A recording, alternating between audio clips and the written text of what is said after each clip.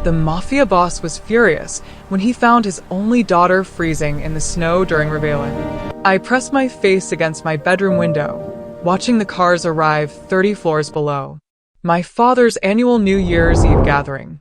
Politicians, criminals, champagne, armed guards. I wasn't invited. I never was. 5 New Year's Eves alone since Mama died. But tonight I had something, a drawing of our family at the beach house in Amalfi, before everything broke. Papa without the scar, without the hardness. Maybe if he saw this, he'd remember. I put on my thin coat, tucked the drawing inside, and headed for the stairs. I didn't know about the blizzard. I didn't know the building had a separate exit. I was 12. When Christian Lombardo finally found his daughter freezing in a snowdrift, clutching a drawing that had bled into nothing, his rage was terrifying. But his guilt would destroy him even more. Fire before you continue. If this story is breaking your heart the way it's breaking mine, do me a favor. Hit that subscribe button right now. We're trying to reach 1,000 subscribers before the year ends, and every single person who subscribes tells YouTube this story matters. That stories about real pain, real families, and real love deserve to be heard. Because here's the truth. Every day, there's a child out there feeling invisible to a parent who's too busy. Every day, there's a parent who thinks providing equals loving. And sometimes, it takes a tragedy to wake us up. So subscribe. Share this with someone who needs to hear it. Leave a comment telling me about a time you felt invisible, or a time you finally got seen. Your engagement literally changes lives. Now let's go.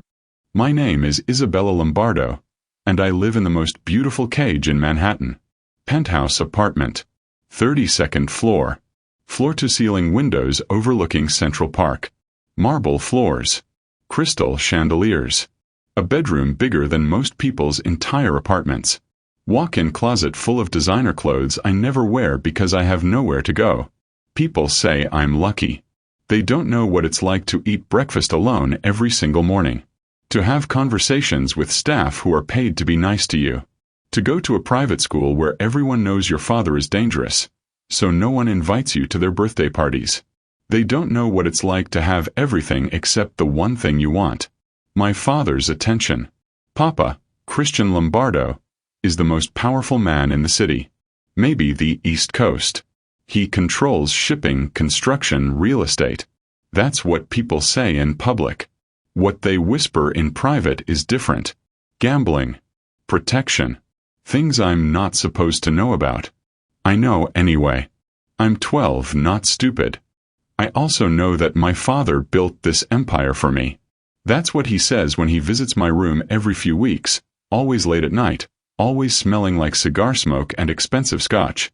Everything I do for you, Isabella. To give you a better life than I had.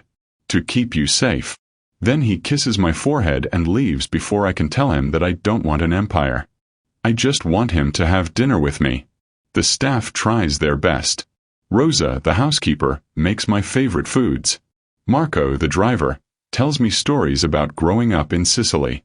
Maria, my tutor, brings me books she thinks I'll love. But they're paid to be there. They have to be nice to me. Papa chooses to stay away. This morning, Reveillon morning, I woke up at 7 a.m. like always. Rosa had laid out my clothes. Breakfast was waiting in the dining room. Eggs, toast, fresh fruit, orange juice. The table seats 20 people.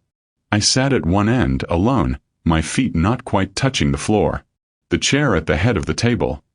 Papa's chair was empty. It's always empty.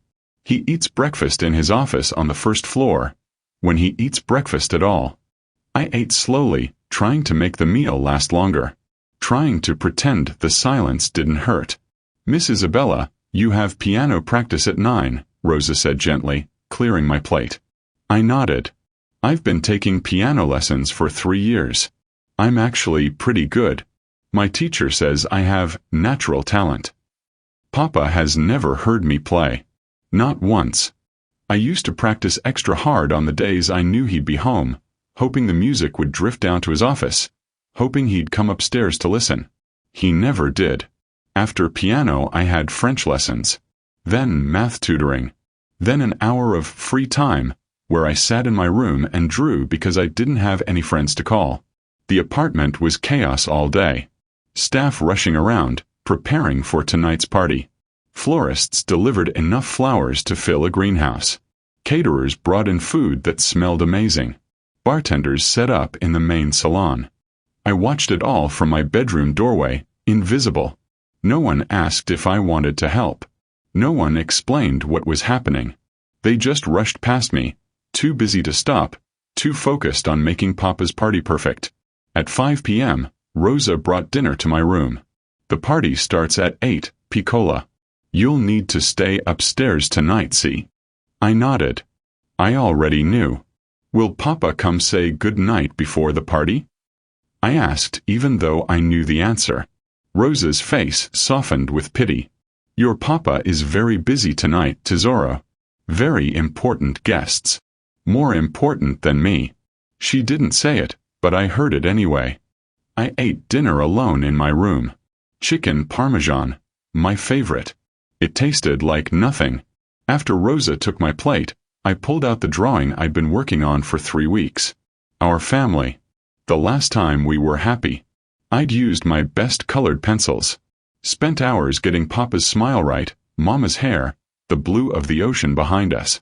I'd even drawn our old dog Dante, who died the same year as Mama. It was perfect. And tonight I was going to give it to him.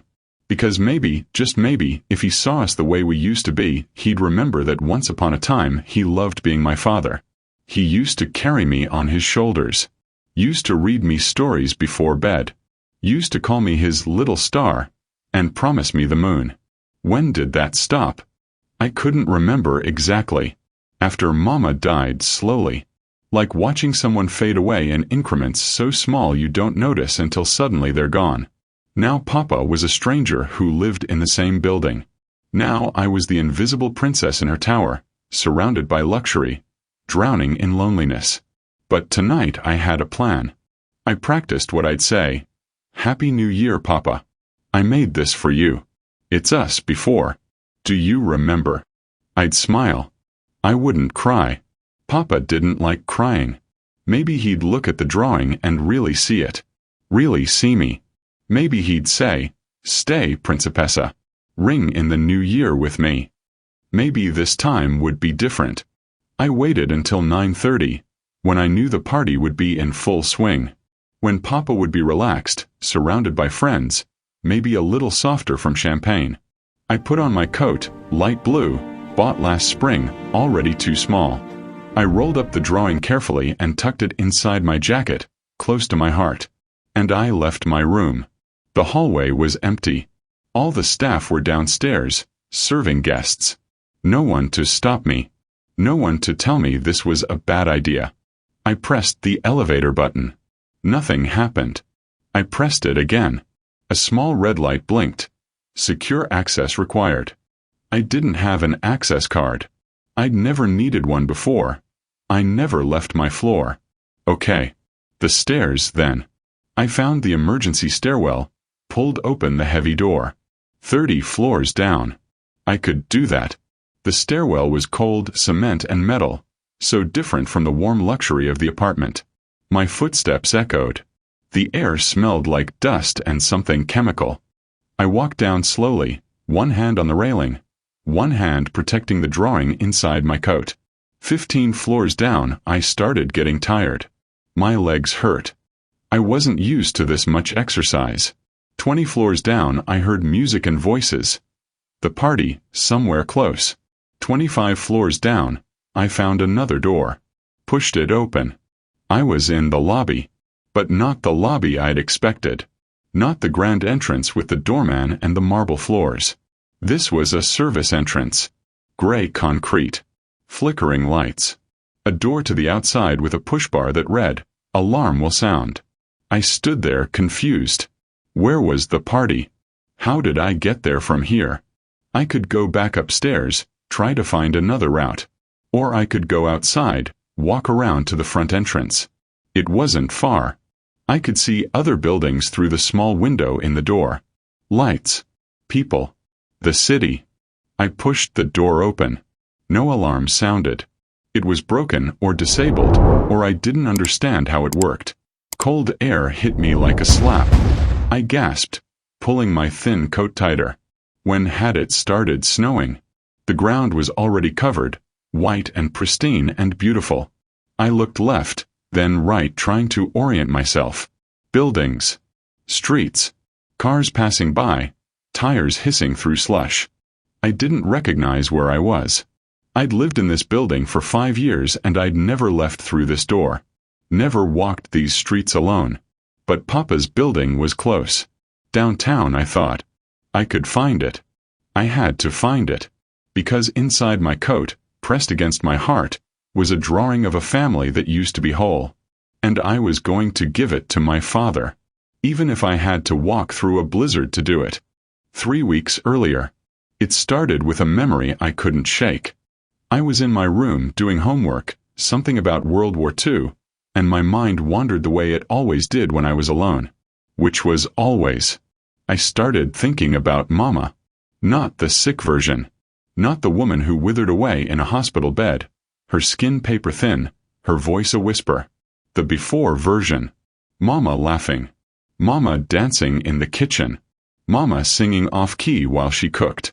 Mama who called Papa amore mio, and made him smile, really smile, the kind of smile that reached his eyes. I pulled out my phone and scrolled through old photos.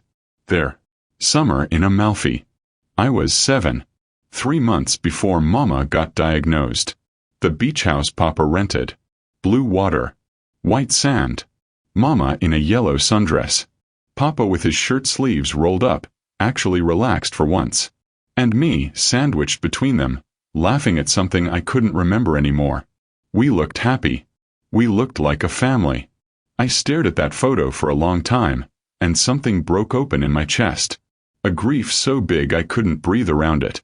Not just for Mama. For Papa too.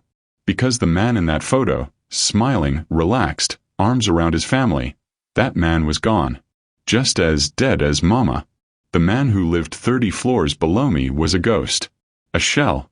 Someone who looked like my father but didn't know how to be one anymore. That's when I got the idea. What if I could show him who he used to be?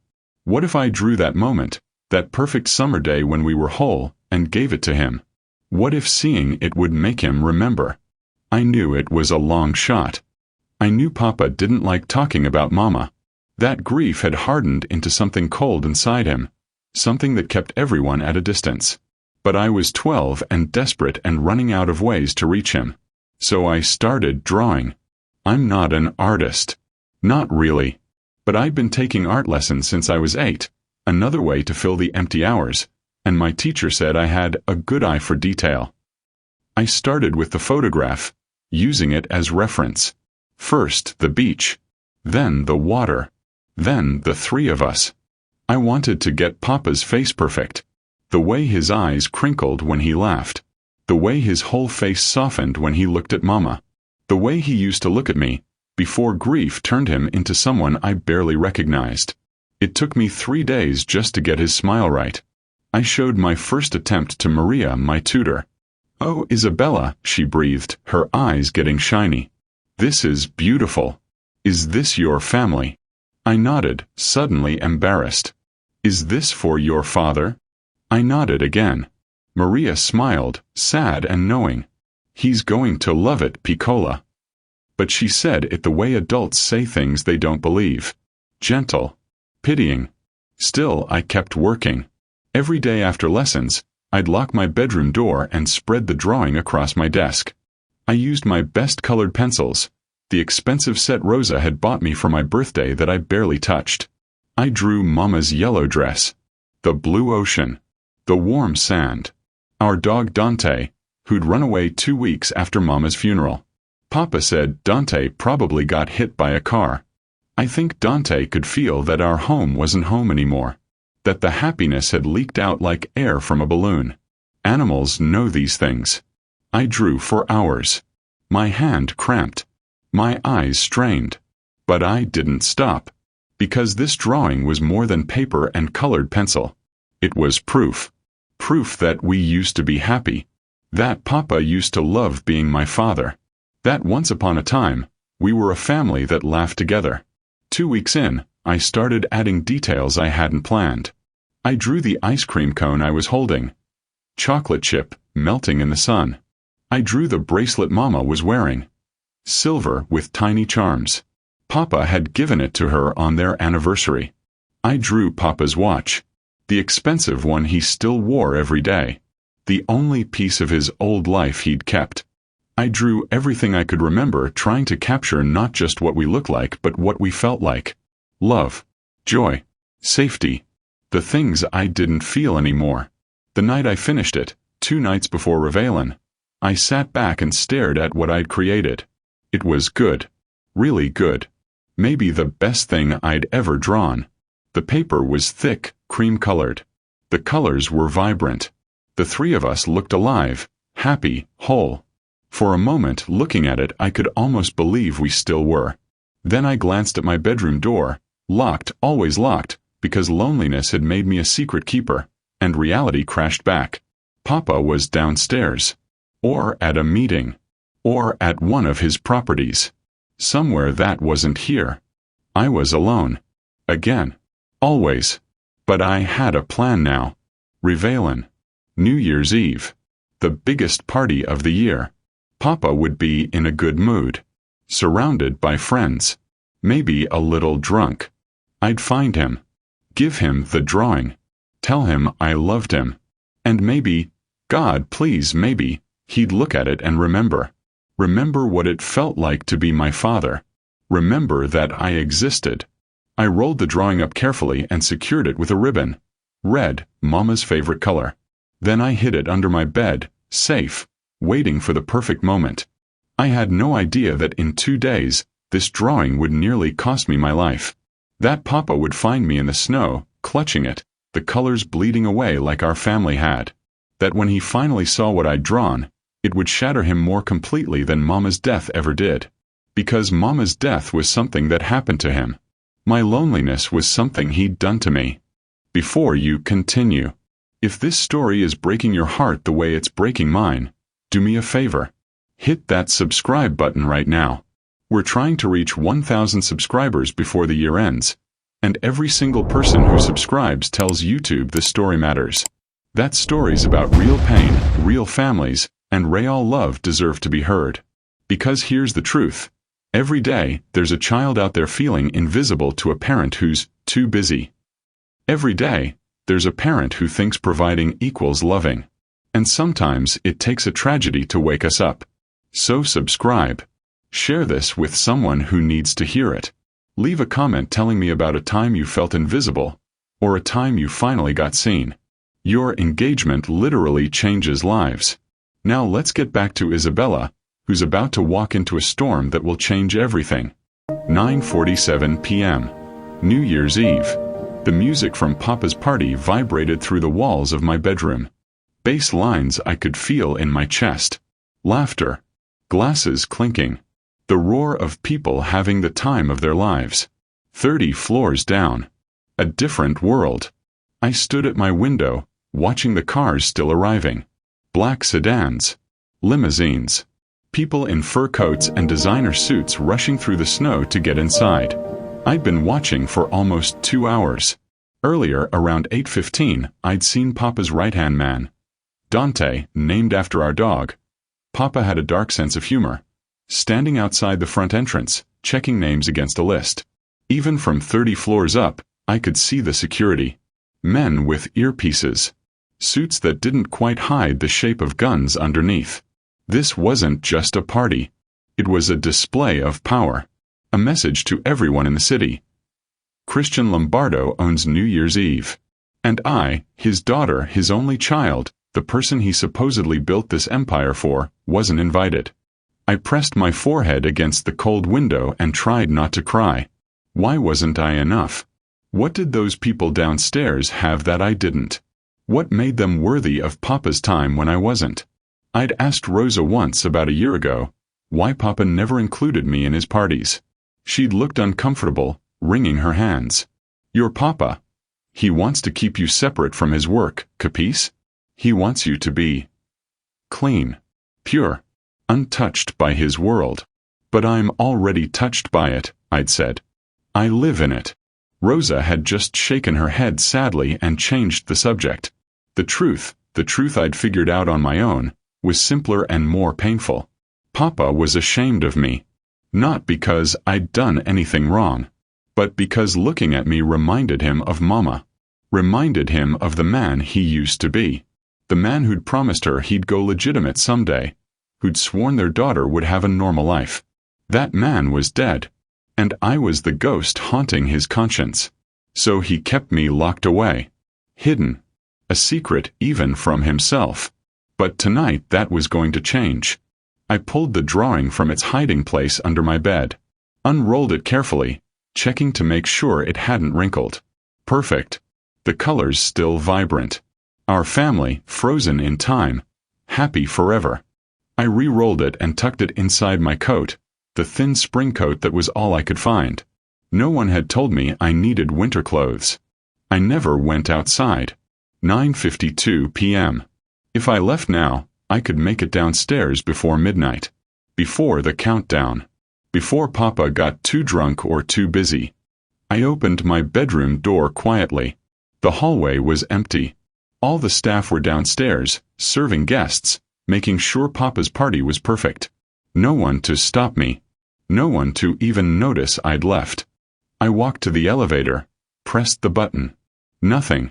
I pressed it again, harder. A red light blinked. Secure access required. Right. The elevator was locked during parties. Security measure. I'd forgotten. Okay. The stairs. I'd never used the emergency stairs before. Didn't even know where they were. It took me 10 minutes of wandering through hallways I'd never explored to find the stairwell door. I pulled it open. Concrete stairs spiraling down, down, down. Harsh fluorescent lights. Cold air. 30 floors. I could do 30 floors. I started walking. My footsteps echoed. The sound bounced off concrete walls, making me feel even more alone. 5th floor. 10th floor. 15th floor. My legs started burning. I wasn't used to this. I spent most of my time sitting, at a desk at the piano in my room. 20th floor. I heard music now. Voices. The party was close. I kept going. 25th floor. I found a door with a small window. Looked through. Not the grand lobby I'd expected. This was somewhere else. A service area. 28th floor. Another door. This one said, ground level, service exit. I pushed it open.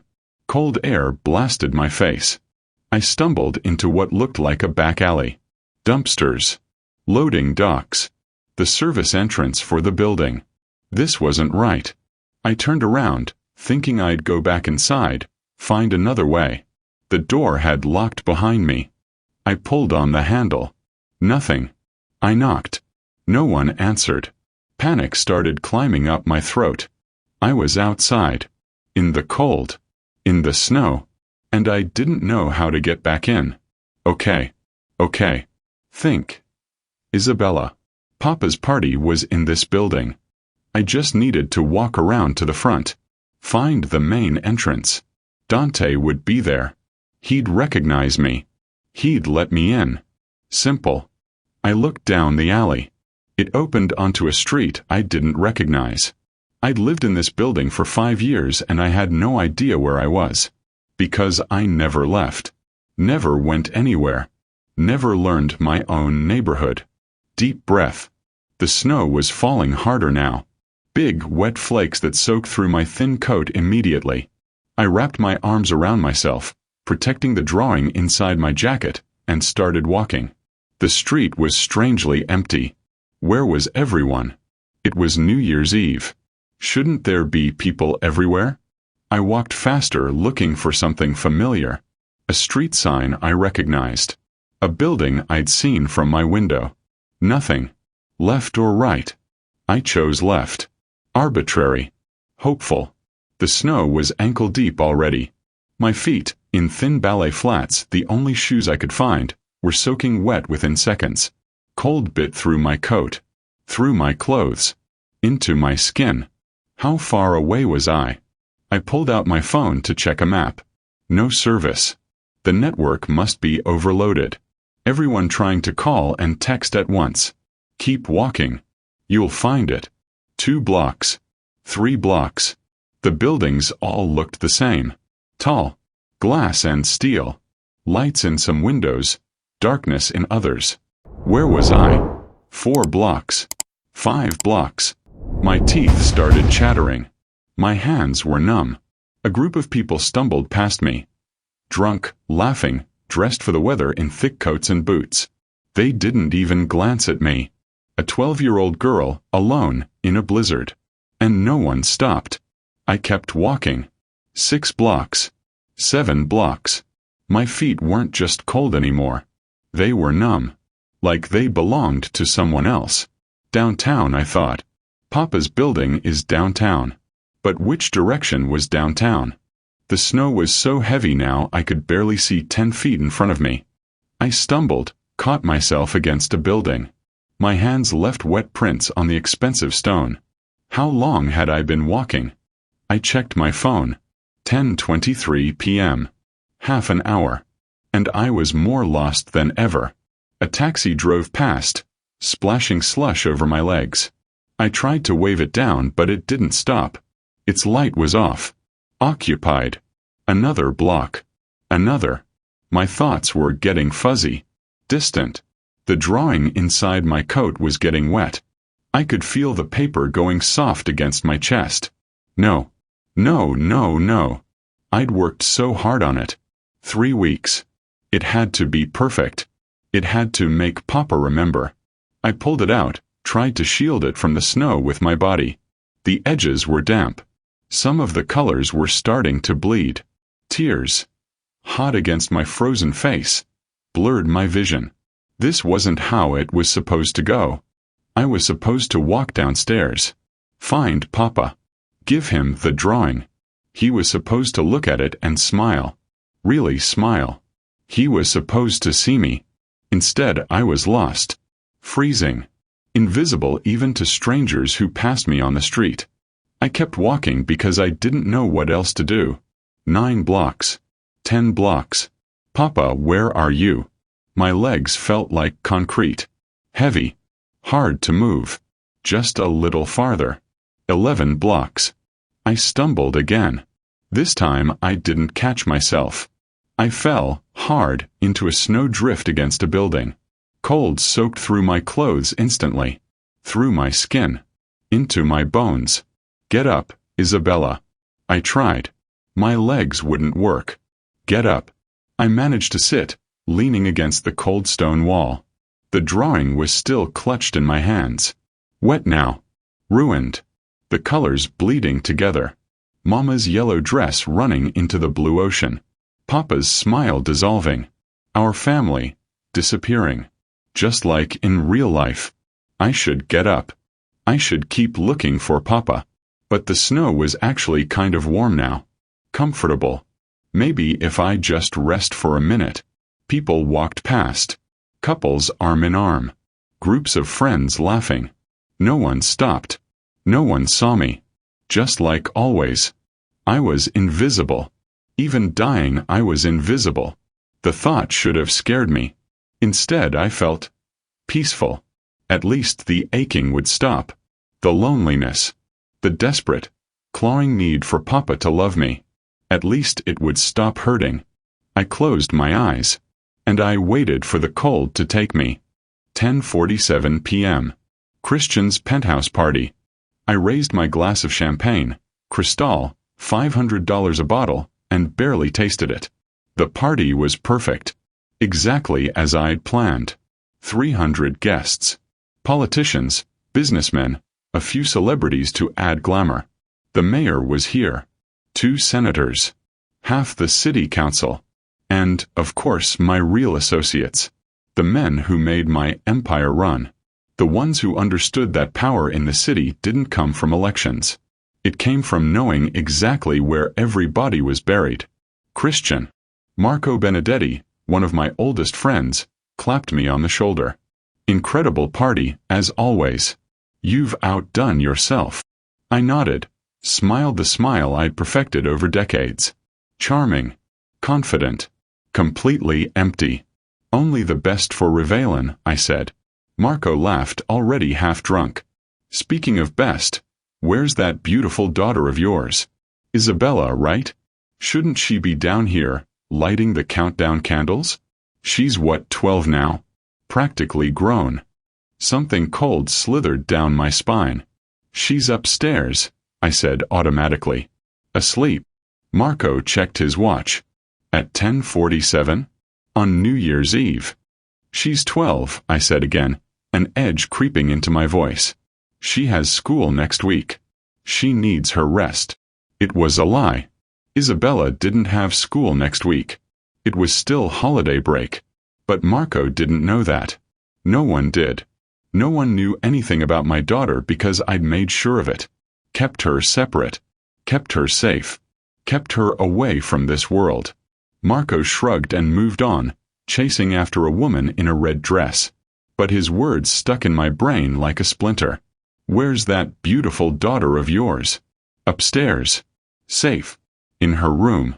Where she always was. Where I kept her. I took another drink, trying to wash away the discomfort. This was for her protection. Everything I did was for her protection. My world was violent. Dangerous. Men like me made enemies. Lots of them.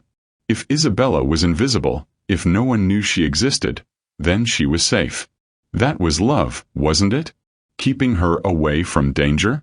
I circulated through the party, shaking hands, accepting congratulations for another successful year, making small talk with people I despised. 11:15 p.m. The countdown was getting close. Someone would give a speech soon. Champagne would flow. Fireworks would launch from the roof. Another year of empire building. Another year of success. Another year of... My phone buzzed. Dante. My head of security. Boss, we have a situation. I stepped away from the crowd, pressing the phone tight to my ear. What situation? The Martinelli shipment. There's been a complication. Fuck. The Martinellis were new partners. Temperamental. Unreliable. I'd known this deal would be a headache. I'll handle it in the morning, I said. Boss, they're demanding to meet tonight. They think we're trying to cheat them. Are we? No. Then it can wait. They said if you don't meet them by midnight, the deal's off. And they'll spread word that you're untrustworthy. I closed my eyes. Took a breath. Fine. Set it up. I'll leave at 11:30. I hung up and downed the rest of my champagne in one swallow. This was my life. Always putting out fires. Always managing crises. Always choosing work over. Over what? There was nothing else. Just work. Just empire. Just Christian. Rosa, my head housekeeper, the woman who'd worked for me since before Isabella was born, appeared at my elbow. She looked anxious. Not now, Rosa. It's about Isabella. My attention snapped to her. What about her? Is she sick? No. Nothing like that. It's just... She asked me earlier if you would come say goodnight before the party started. Guilt twisted in my gut. I was busy preparing for guests. I know, signore. I told her that. But... Rosa hesitated. She looked so sad, Christian. So lonely. And it's New Year's Eve. Maybe after the party you could. After the party I have a meeting, I said, harsher than I intended. Tell her I'll see her tomorrow. Rosa's face fell. Of course, signore. She disappeared back into the crowd. And I stood there, champagne glass empty, feeling something dark and familiar curling in my chest. Guilt.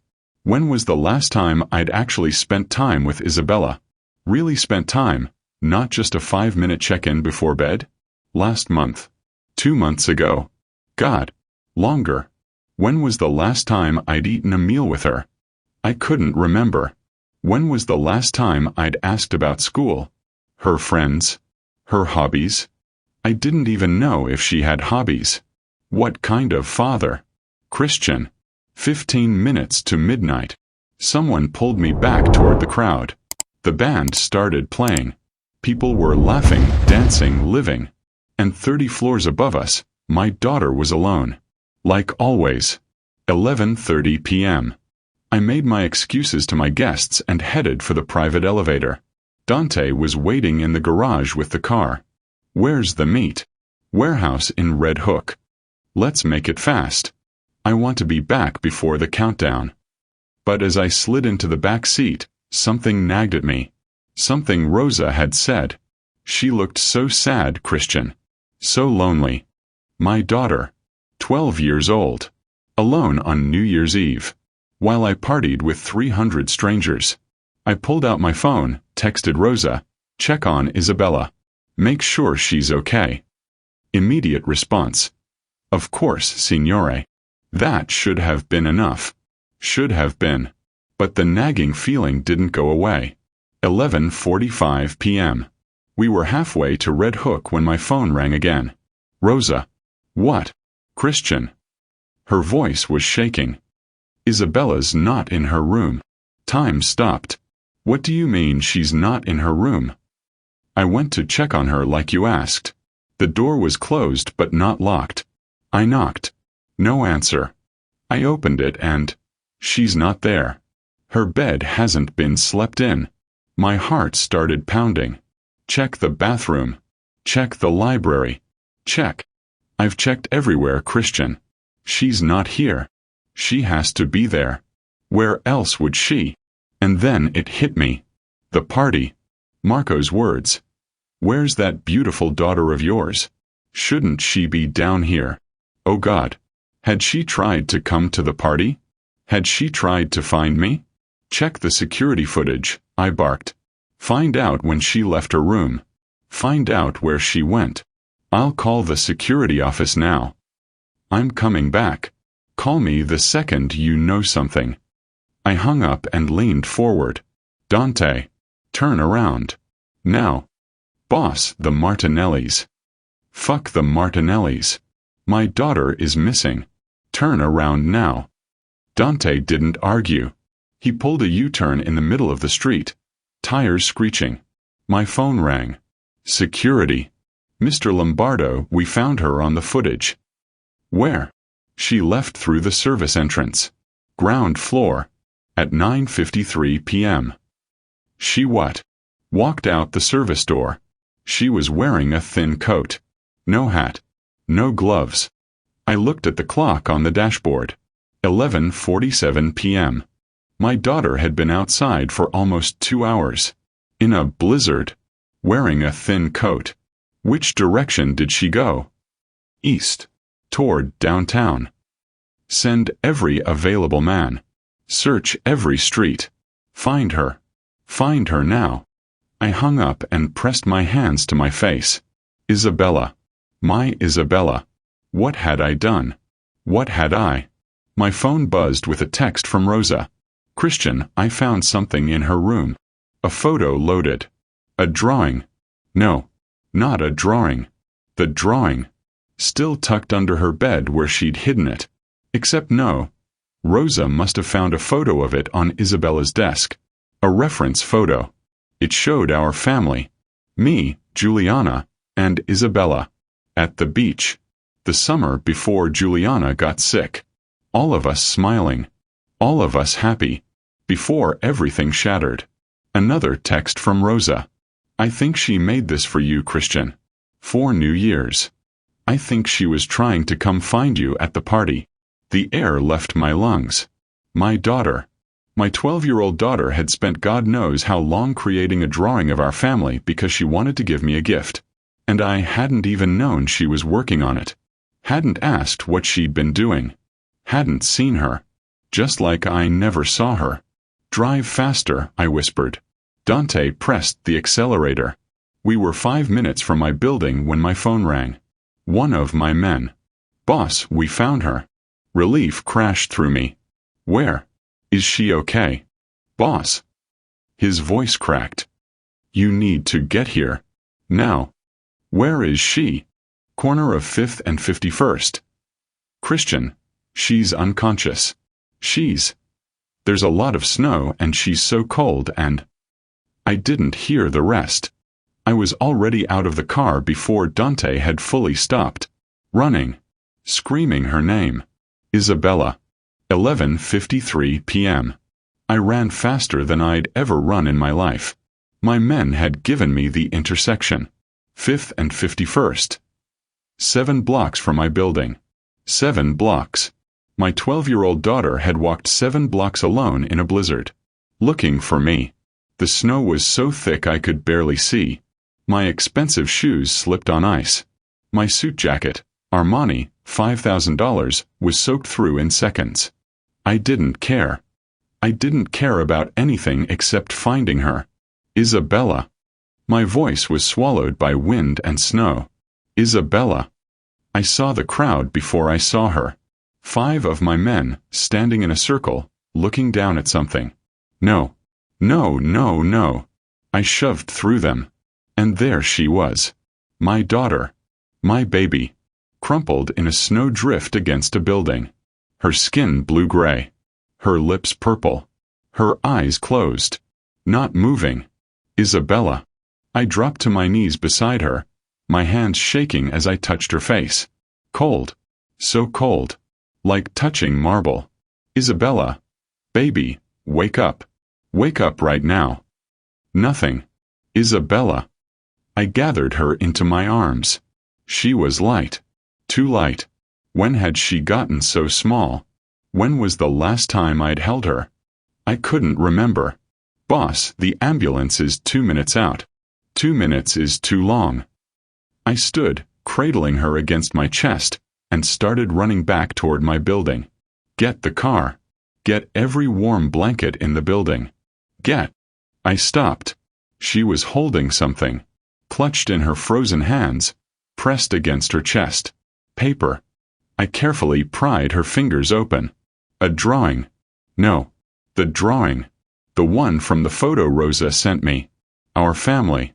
At the beach. Happy. But it was ruined now.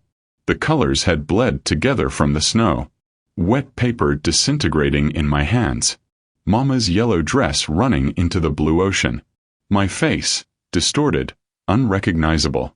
Isabella's smile, dissolving into nothing. Our family destroyed. Just like in real life. She was bringing this to you, one of my men said quietly. She walked 7 blocks in the snow to give you a drawing. Something inside me broke. Shattered. Splintered into 1,000 pieces that would never fit back together. My daughter had almost died bringing me a gift. A drawing of who we used to be. Before I destroyed everything. Dante pulled up with the car. I slid into the back seat. Isabella still in my arms. Hospital. Now. Boss, it might be faster to drive. He drove. I wrapped my coat around Isabella. Rubbed her arms. Her hands. Trying to transfer my warmth into her frozen body. Come on, baby. Come on. Stay with me. No response. I pressed my fingers to her neck. Pulse. Faint but there. Stay with me, Isabella. Please. Please stay with me. I'd faced down men with guns. I'd been stabbed, shot, beaten. I'd stared death in the face more times than I could count. I'd never been afraid. Until now. Because this, holding my daughter's frozen body, feeling how fragile she was, how close I'd come to losing her. This was terror. Pure, absolute, devastating terror. I'm sorry, I whispered into her wet hair. God, Isabella, I'm so sorry. I'm sorry I wasn't there. I'm sorry I didn't see you. I'm sorry I... My voice broke. Tears, I didn't even know I could still cry, poured down my face. Please don't leave me. Please. I know I don't deserve it. I know I've been the worst father in the world. But please, Principessa, please don't leave me. The hospital appeared. Dante screeched to a stop at the emergency entrance. I burst through the doors, still carrying Isabella. I need a doctor. Now. Staff rushed forward. A gurney appeared. I laid Isabella down. God, it hurt to let go of her, and stepped back. She has severe hypothermia, I said, forcing my voice to steady. She's been outside for over 2 hours. In the snow. No proper coat. She's 12 years old. Her name is Isabella Lombardo. I'm her father. A doctor, young, competent-looking, took over. Okay, Isabella. We're going to take care of you. They wheeled her away. I tried to follow. A nurse stopped me. Sir, you need to let them work. That's my daughter. I know. But the best thing you can do right now is let the doctors stabilize her. We'll update you as soon as we know more. She guided me, firmly, to a waiting room. And I stood there, dripping snow on their clean floors.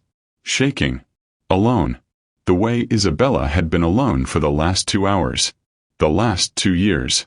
The last 5 years, since her mother died and I turned into someone who didn't know how to be a father anymore. Midnight came.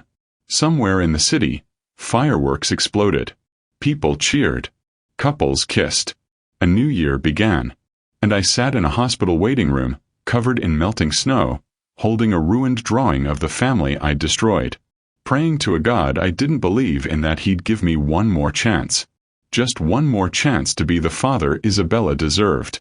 The father I'd drawn in her picture. Smiling. Present. There. Please, God. Please. 12:47 a.m. New Year's Day. Dr. Patel's words still echoed in my head as I sat beside Isabella's hospital bed. Children who feel loved don't risk their lives for a parent's attention. Isabella was stable. Unconscious but alive. Her skin was slowly returning to its normal color. The blue-gray fading with each passing hour. Dante appeared in the doorway around 3 a.m. Boss. Rosa sent Isabella's backpack. Thought you might want this. He handed me a small purple notebook. Isabella's diary. I shouldn't read it. But I had to know.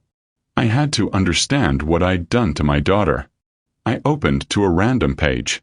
March 15th. Papa came home today but didn't come upstairs. I waited by the door for an hour. Maybe tomorrow. May 18th. It's my birthday. I'm 12 now. Papa sent a necklace. It's pretty, but I don't think he picked it out. I wanted him to be here. I wished for him to have dinner with me. I don't think birthday wishes work anymore. August 10th. I went to Papa's office. Dante said he was in a meeting. I asked if I could wait. He said, "Maybe tomorrow, kid." Tomorrow never comes. September 23rd. Papa passed me in the hallway today. I said, "Hi, Papa." He looked at me for a second, nodded and kept walking. He didn't say hi back. Like I was invisible. Maybe I am. November 8th. Sometimes I talk to Mama. I tell her Papa misses her too. That's why he can't look at me. Because I remind him of her. And it hurts too much. December 27th. I finished the drawing today. I'm going to give it to Papa on New Year's Eve. 4 more days. I hope he sees me. The entry ended there. Because 4 days later, she'd walked into a blizzard. Looking for me. I closed the diary and broke. Completely. Huge, gasping sobs that came from somewhere I'd locked away 5 years ago. Day 487 since Papa said he loved me. She'd been counting. Maybe Papa has forgotten what I look like. I had. I'd walked past my own daughter and barely acknowledged her. I don't know why I keep trying. Because she loved me. Despite everything. I looked at Isabella in that hospital bed. At the daughter I'd failed in every possible way. I will do better, I whispered. I swear, Isabella, I will be better. I will be the father you drew in that picture. The one who's there. The one who sees you. I see you now, baby. And I'm so sorry it took almost losing you for me to open my eyes.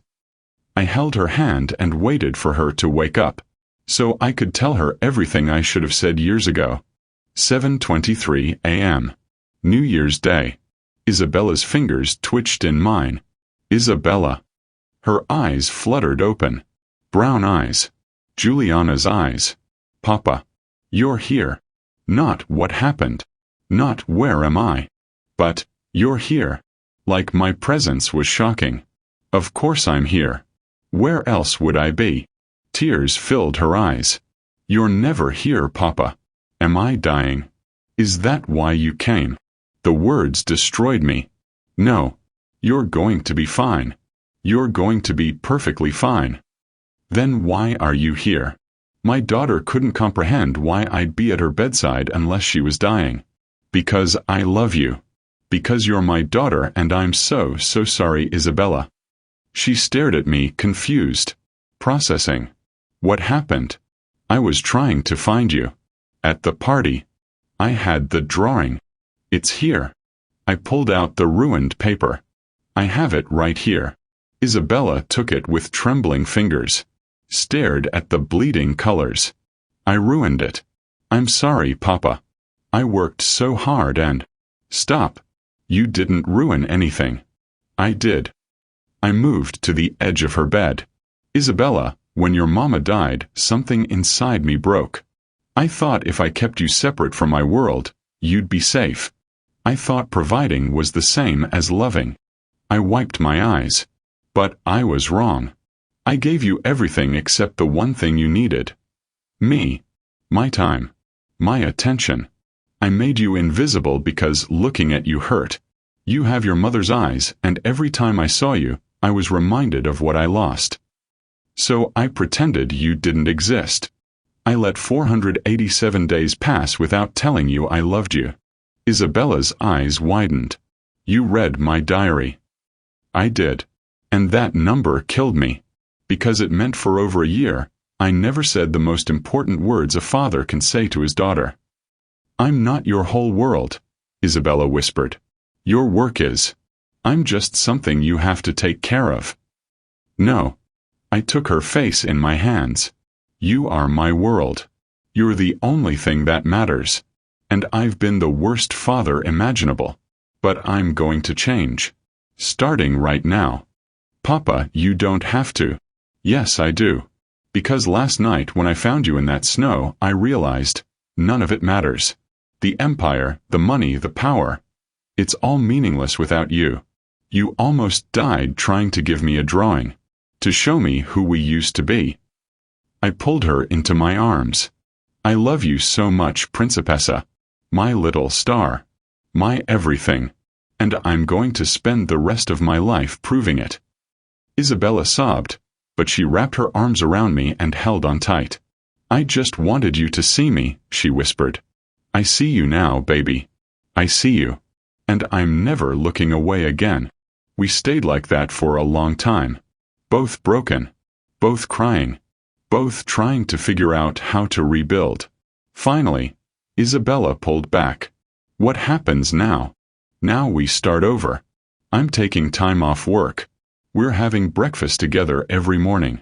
Dinner every night. I'm coming to every piano recital, every art show, every moment I've missed. But Papa, your work can wait. You're more important, Isabella. You're the most important. Isabella looked at me with those big brown eyes.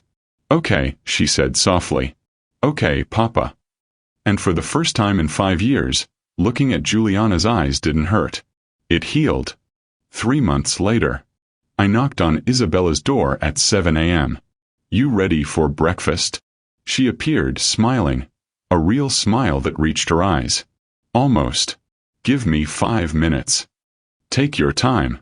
I'm not going anywhere. And I meant it. The last 3 months had transformed everything. January was about new routines. Breakfast together every morning. Not in the formal dining room, in the kitchen, just us. I learned Isabella liked her eggs scrambled. That she hummed while she ate when she was happy. Dinner together every night. 6 p.m. No exceptions. No meetings. No business calls. Isabella would tell me about her day. And I would listen. Really listen. I started attending her piano lessons. Sitting in the back while she played. She was extraordinary. After her first lesson where I attended, she ran to me. Did you hear me play? I heard every note, baby. You were perfect. The smile on her face was worth more than my entire empire. February was about rebuilding trust. Isabella was healthier, gaining weight, sleeping better. But there were still hard moments when she'd ask, "Are you sure you don't need to go to a meeting?" Times when she'd watch me like she was memorizing my face before I left again. Each time I'd pull her close. "I'm not going anywhere, Principessa. I promise." Slowly she started to believe me. March was about letting go. I'd started selling off the illegal operations, transitioning to legitimate business. It was dangerous. There were threats. But I didn't care. Because every morning I had breakfast with my daughter. Every evening I came home to her smile. Every night I told her I loved her. And that was worth more than any empire. That evening, I sat front row at Isabella's piano recital. When she walked onto the stage, she looked nervous. But when she saw me, her face lit up. She played Chopin beautifully. When she finished, I was already on my feet, clapping louder than anyone. "That's my daughter. That's my girl."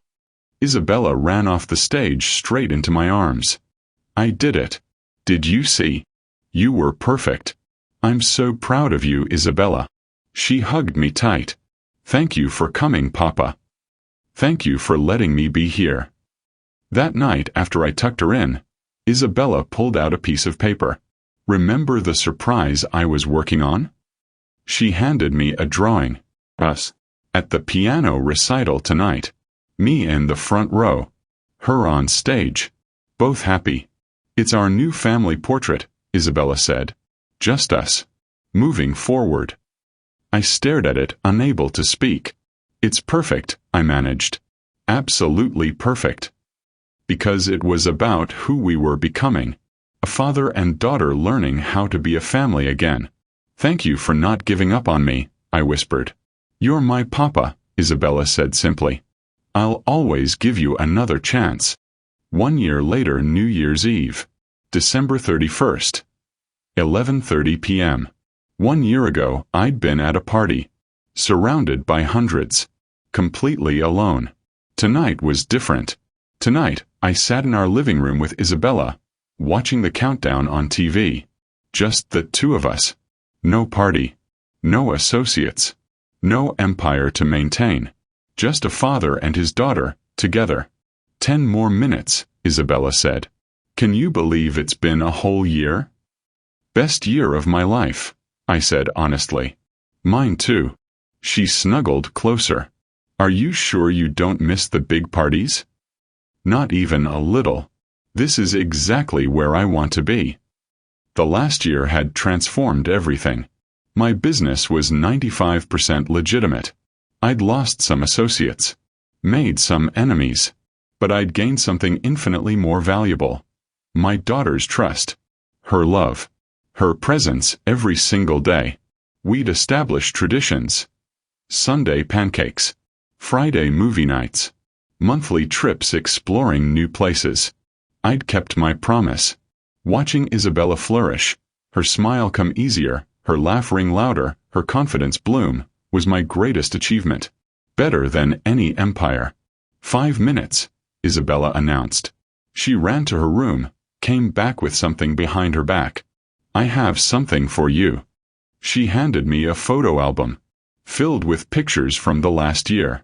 Us at breakfast, at her recital, at the beach in Amalfi. We'd recreated the moment from her first drawing. Page after page of memories. Of a family learning how to be whole again. "I wanted you to see how much things have changed. How much you've changed. You saved me, Isabella." "We saved each other," she corrected. "That's what families do." 2 minutes. We counted down together. As the numbers dropped, I thought about everything. Isabella in the snow. The diary. The wasted time. The last year. Sunday pancakes. Piano recitals.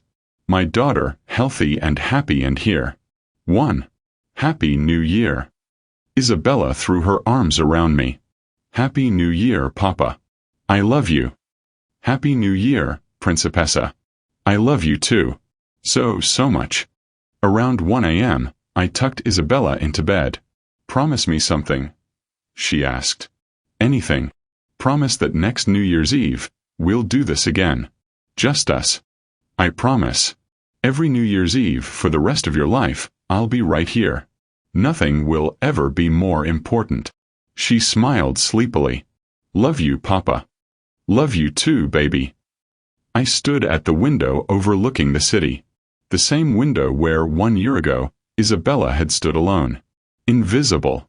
Tonight, she was safe. Loved. Seen. And I was exactly where I belonged. Being a father. The father Isabella always deserved. On my nightstand I kept 2 drawings. The ruined one from the blizzard. And the new one from her recital. Reminders of who we almost lost. And who we were becoming. I will never forget. I will never take this for granted. I will never stop being the father Isabella needs. Because she saved my life. And I'll spend mine honoring that gift. If this story touched your heart, hit that subscribe button right now. We're racing to 1,000 subscribers before midnight tonight, before this year ends. Because stories like this matter. Stories about second chances. About realizing what matters before it's too late. Somewhere right now, there's a parent who's been too busy for their kid. There's a parent who thinks providing equals loving. There's a parent who's about to close this video and go hug their child because Isabella's story reminded them. Time is the one thing you can never get back. So subscribe. Share this with every parent you know. Leave a comment. Have you ever felt invisible to someone you love? Have you ever realized, almost too late, what really matters? What would you do differently after hearing Isabella's story? Your engagement saves lives. Your shares reach people who need this message. Subscribe now. Be part of something that matters. So, what do you think? Could you forgive a parent who finally woke up? Christian went from making his daughter invisible to making her his entire world. But it took her nearly dying for him to change. Was that transformation real? Or will old habits pull him back? Tell me in the comments. Tell me about a time you felt invisible, or finally got seen.